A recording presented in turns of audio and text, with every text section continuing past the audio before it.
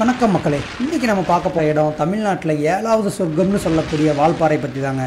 கோயம்புத்தூர்லேருந்து சுமார் 100 கிலோமீட்டர் தொலைவில் அமைந்திருக்கு. இந்த வால்பாறையை பார்க்குறதுக்கு வாரந்தோறும் ஏராளமான சுற்றுலா பயணிகள் வந்து போகிறாங்க. வால்பாறையில் ஏராளமான சுற்றுலா தலங்கள் இருந்தாலும் பெரும்பாலும் இங்கே வர்ற சுற்றுலா பயணிகள் விரும்புகிறது கூழாங்கல் ஆறு, சோலையாறு அணை, அப்புறம் வர வழியிலேயே மேய்ஞ்சிட்டு இருக்க வரையாடுகள், அதுபோக எப்பொழுதுமே கவர்கல்லில் படர்ந்துருக்கிற பனிமூட்டம், இதெல்லாம் எல்லாருக்குமே ரொம்ப ரொம்ப ரொம்ப பிடிச்சது.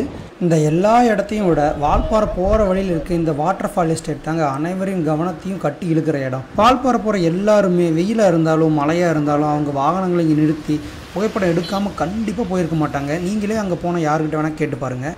அதை விடுங்க, நீங்கள் இந்த காணொலி பார்த்துட்டு சொல்லுங்கள் இந்த இடம் எவ்வளோ அழகாக இருக்குன்னு.